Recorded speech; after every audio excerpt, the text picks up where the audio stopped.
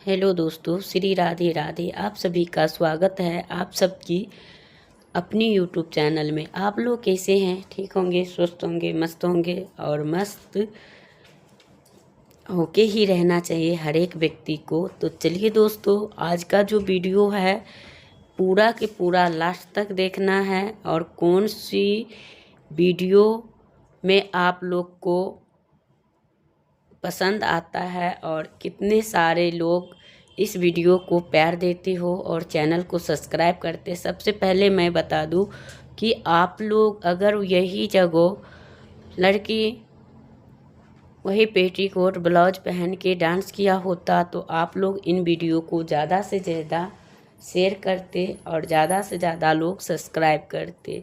और यही आपको धर्म, कर्म, वर्त जानकारी से जुड़े हुए चीज़ हैं जिनसे आप सबका भविष्य का लाभ हो सकता है, भविष्य में आगे बढ़ सकते हैं और एक अच्छे संस्कार भारतीय नागरिक की तरह रह सकते हैं। तो इनमें आप सबको क्या ही जाता है। तो दोस्तों, अगर आप इन बात से सहमत होंगे तो वीडियो को ज़रूर से लाइक करेंगे और चैनल को सब्सक्राइब करेंगे।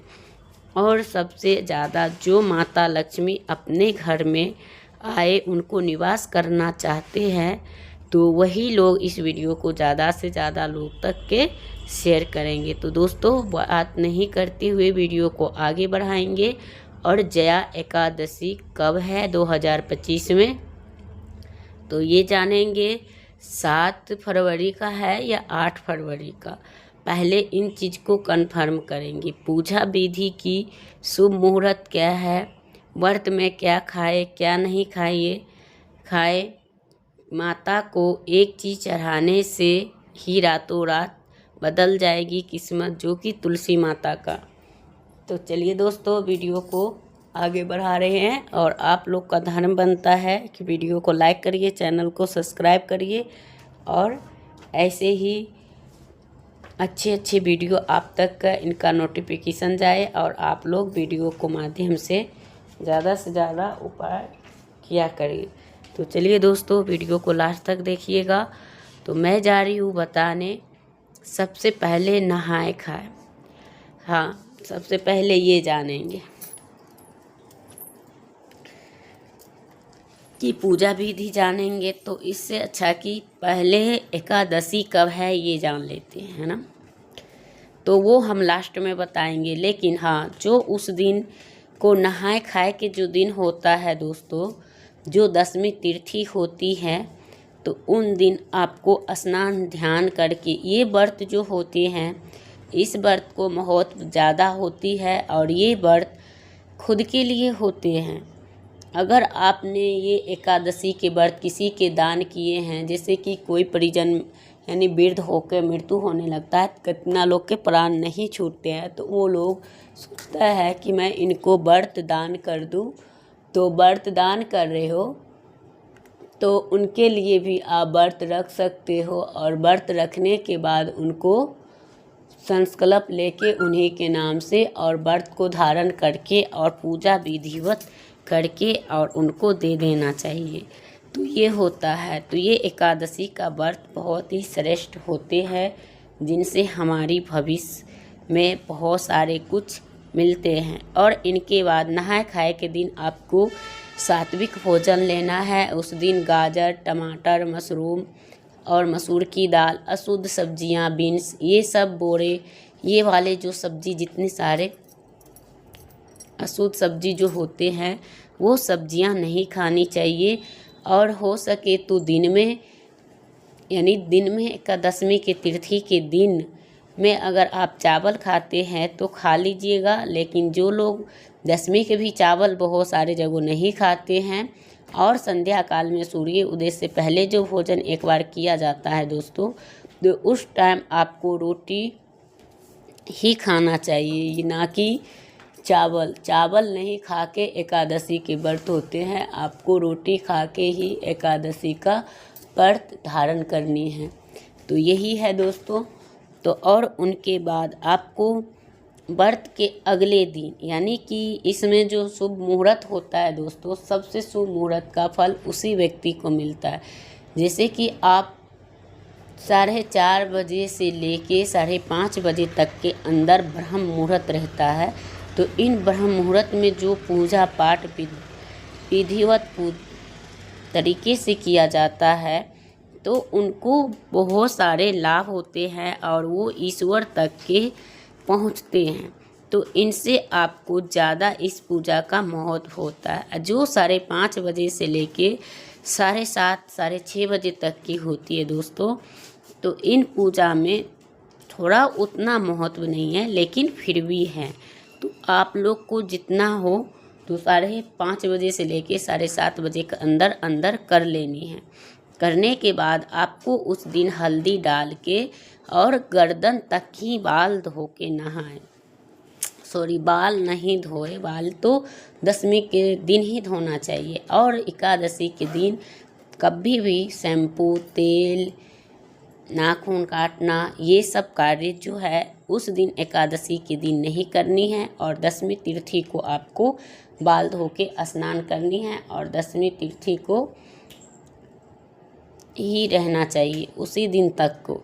फिर ये जो 11वीं होती है, जो 11, उस दिन आपको व्रत रखनी है। व्रत के दौरान में आपको कहीं बाहर नहीं जाना होता है। आपको कहीं झाड़ू जो लगाते हैं, हमें उस दिन इन चीज़ों का भी ध्यान रखना होता है कि हम किसी को कष्ट ना दे दे और कोई हमें, यानी कि वो ना ऐसा ना हो जाए कि हमारे वजह से कोई, जैसे कि चींटी, कीड़े मकोड़े होते हैं, वो उन चीज़ को, यानी झाड़ू चलाते समय उन पे ध्यान रखेंगे नहीं तो वो मर जाते हैं तो फिर वो पाप हमें ही लगता है। तो इस चीज़ के ध्यान में रखते हुए आपको पूजा पाठ करनी है। और उस दिन जब पूजा करें तो आपको हल्दी और पीला पुष्प का प्रयोग ज़रूर करें। और उस दिन हल्दी से स्वास्तिक अपने मंदिर में बनाएं और अपने दोनों मुख्य द्वार पे ज़रूर से बनाएं, क्योंकि स्वास्तिक और शुभ लाभ ये जो लिखने से ना घर में धन धान्य की कभी भी कमी नहीं होती है और उनको धन की घर में आगमन होता है, उनको नए सफलता प्राप्त होती हैं। तो आप लोग उस दिन ज़रूर करें और उस दिन पीला भोजन का प्रयोग करें। जैसे कि उस दिन पीला प्रसाद का और पीला ही जैसे पीला वस्त्र, पीला पुष्प, पीला मिठाई, ये सब चीज़ें लाना चाहिए। जो दूध से बने हुए हो, गाय का दूध का, तो वो मिठाई भी आप फलाहार के दौरान खा सकते हैं। अगर आप नहीं लाए हैं तो नहीं खाएंगे। तो यही होते हैं दोस्तों। तो आप सब किस तरह से, और कभी भी किसी के घर के बना हुआ भोजन भी ना खाए, न ही किसी के दिया हुआ घर का पानी पिए, ना चाय पिए। उस दिन शुद्धता के साथ अपने ही घर में भोजन करिए और अपने ही घर का चीज़ का प्रयोग में लाना चाहिए। अगर दूसरे की चीज़ ला रहे हैं तो वही आपको प्रॉब्लम देखने के लिए भी मिल जाएंगे और आपका व्रत भी खंडित हो जाएगा। यही है। और पूजा के दौरान आपको जो पूजा करनी है तो वो है सफ़ेद तिल कलश के नीचे रखनी है, फिर कलश देनी है, फिर दीप जलानी है। और दीपक को गौ माता के घी से जलाते हैं तो बहुत श्रेष्ठ होता है। अगर नहीं है तो आप तिल के तेल भी प्रयोग कर सकते हैं, लेकिन दीपक 24 घंटा ही जले तो अच्छा होता है, जिनसे कि आपकी घर में सुख समृद्धि, माता लक्ष्मी की वास हो और आपके घर में हमेशा कोई नए तरक्की होती रहे। तो यही होते हैं दोस्तों। और इनके बाद आपको क्या करना चाहिए कि पूजा के बाद आपको जैसे प्रसाद आपने जब चढ़ाए हैं तो उनके बाद उन प्रसादों को सभी में वितरण कर दीजिए। उस दिन आप चाहो तो फल का दान कर सकते हो। ये नहीं कि आप एकादशी के व्रत करके अन्न का दान करना गुनाह होता है, पाप लगता है। तो आप उस दिन जितनी श्रद्धा सामर्थ्य है उस दिन फल का दान कर सकते हैं। और अगर आपके घर में लक्ष्मी नारायण का तस्वीर है या लक्ष्मी नारायण का आपका मूर्ति है तो उनको पंचामृत से अभिषेक करें, जिससे कि आपके घर में धन धान्य से भरे हुए रहेंगे। तो यही करना है दोस्तों। और उनके बाद आप उसी हिसाब से करिए। फिर कम से कम एकादशी और पूर्णिमा पे अभिषेक जरूर कराना चाहिए। ये हो गया। और उनके बाद आपको इस व्रत में जो उनका प्रिय भोग होता है, बेसन का लड्डू, केला, अब ये सीजन ऐसा है, बैर, ये सब सारे कुछ मिल जाते हैं, संतरा, तो जो चीज़ चाहो आप भोग लगा सकते हो। और सबसे श्रेष्ठ ये होता है कि इनमें तुलसी का नियम सबसे बड़ी होती है। तो तुलसी जी को पत्र आप दशमी से पहले भी तोड़ सकते हैं और दशमी के दिन भी आप नहीं तोड़ के दूसरे से तोड़वा सकते हैं, लेकिन 11 के दिन नहीं तोड़नी चाहिए, क्योंकि उस दिन ना मतलब पाप लगते हैं, तो किसी से भी नहीं तोड़वाना चाहिए। तो यही है। और जो नीचा गिरा हुआ पत्ते हो तो उनको धो के काम चला लेनी चाहिए, क्योंकि तुलसी जहाँ रहते हैं तो वहाँ पत्ता अवश्य में ही गिरा हुआ होता है। ये होते हैं। और उस दिन जो है तुलसी माता का भी व्रत होती है एकादशी का, तो इसलिए तुलसी माता का जब आप पूजा कर रही हैं तो आपको विशेष ये ध्यान रखनी है कि उस दिन तुलसी माता का स्पर्श ना करें। आप पूजा कर रहे हो तो आपको दीपक और रोली, सिंदूर जो कुछ लेके जा रहे हो तो आप गमले में लगा सकते माता का नाम से, और गमले के नीचे ही पूजन करें, गमला का अंदर नहीं। कितने लोग क्या करते हैं कि दीपक ले जाते हैं सीधे गमला में रख देते हैं, और कभी भी दीपक नीचा ज़मीन पे रखना नहीं चाहिए। और दिन रहे तो चावल रख दे। अगर एकादशी के दिन है तो आपको सफ़ेद तिल रखें नीचे, और उनके बाद दीपक लगाएं। और दीपक लगाने के बाद आप तुलसी माता का उस दिन फल का ही भोग लगाएं। ये नहीं कि आप अन्न का, उन चीज़ों का प्रयोग ना करें। और फिर उनके बाद पूजा करें। तुलसी माता को जल नहीं चढ़ानी है उस दिन, और आप अपना आरती पूजा जो कुछ करना चाहते हैं तो आप करिए। अब रह गई है बातें दोस्तों कि कितने तारीख का है, 7 या 8 का। तो मैं बता दूं आप सभी को, इसीलिए कहती हूँ वीडियो तक को बने रहो, कब बताऊंगी कब नहीं। तो 7 तारीख का दशमी तिथि पड़ रही है, जिसमें आपका नहाए खाए का सारे नियम हमने आगे बता रखी हूँ। तो 7 तारीख को आपको स्नान ध्यान करना है और सात्विक भोजन लेना है और सारे चीज़ का तामसिक का त्याग करनी है। अगर उस दिन आप लोग चाहो तो ज़मीन पे लेट के बिछावन बिछा के सो सकते हो, तो बहुत सारे लाभ होता है, लेकिन आजकल इतना लोग नहीं कर पाते। और 8 फरवरी का जो है जया एकादशी है, तो उस दिन आपको व्रत रखनी है। 9 तारीख का पारण है, सुबह में पारण सुबह में ही होते हैं दोस्तों, तो आपको वो करनी है। जब बहुत बार हरवासे लग जाते हैं तो उस हिसाब से आपको पारण का शुभ मुहूर्त सब दिया जाएगा। फिलहाल अभी हमने वीडियो नहीं बनाई हूँ, जस्ट वीडियो बनाऊंगी इसी पे, फिर आपको उसमें सारे कुछ की जानकारी प्राप्त हो जाएगी। तो आप लोग उस वीडियो को देख लीजिएगा कि कब है।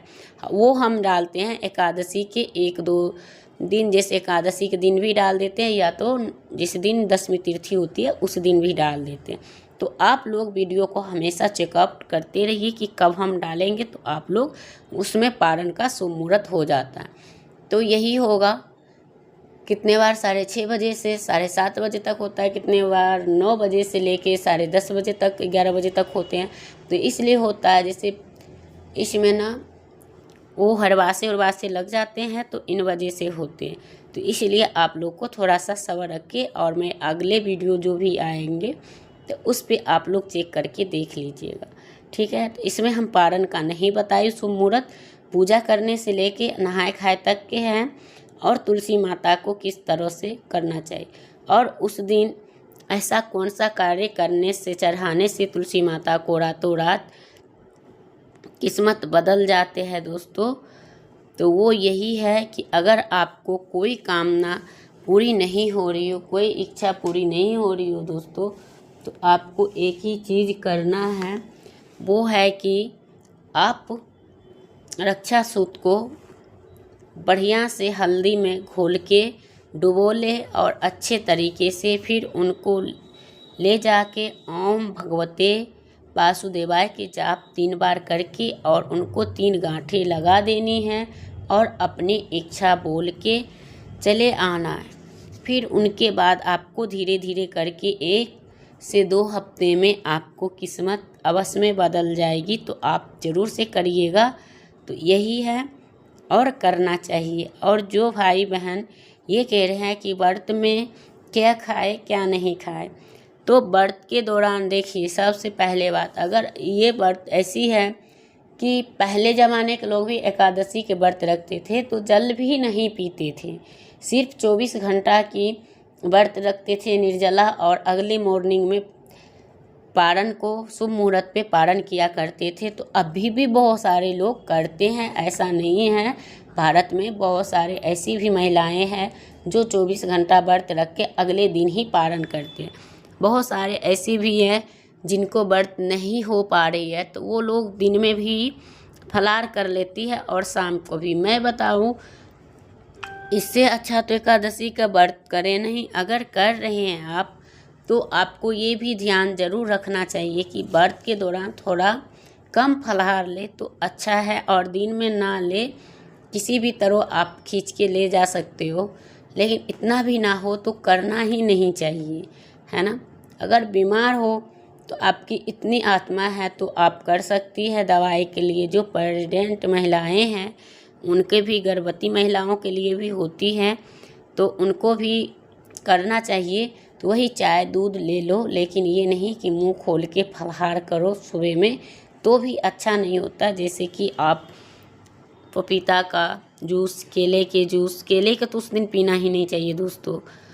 तो ये सब, मौसमी के जूस, ये सब बना के आप, गन्ने के जूस, ये सब पी सकते हैं। नारियल पानी पी सकते हैं। और शाम में आप संध्या बाती के जब टाइम हो जाते हैं तब आपको संध्या दीपक करने के बाद आपको क्या करनी है, फलाहार कर लेनी चाहिए। और जो लोग संध्या काल में फलाहार कर रहे हैं उनके जैसा तो सोचिए कोई है ही नहीं। तो इसी प्रकार से आपको करनी चाहिए, और करने के साथ साथ उन्हीं का व्रत का फल मिलता है। कहते हैं जो व्रत रखते हैं फिर कष्ट ना हो उस व्रत में, फिर उस व्रत का फल ही क्या होता है। और जिसमें कष्ट होता है उसमें बहुत सारे फल मिलते हैं, बहुत सारे लाभ मिलते हैं दोस्तों। तो इन चीज़ों को करना चाहिए, और करने के साथ साथ आपको बहुत सारे चीज़ के ध्यान भी रखते हुए और अपने व्रत को धारण करें। तो चलिए दोस्तों, वीडियो करूँगी एंड फिर मिलते हैं एक नया वीडियो के साथ। तब तक के लिए श्री राधे राधे।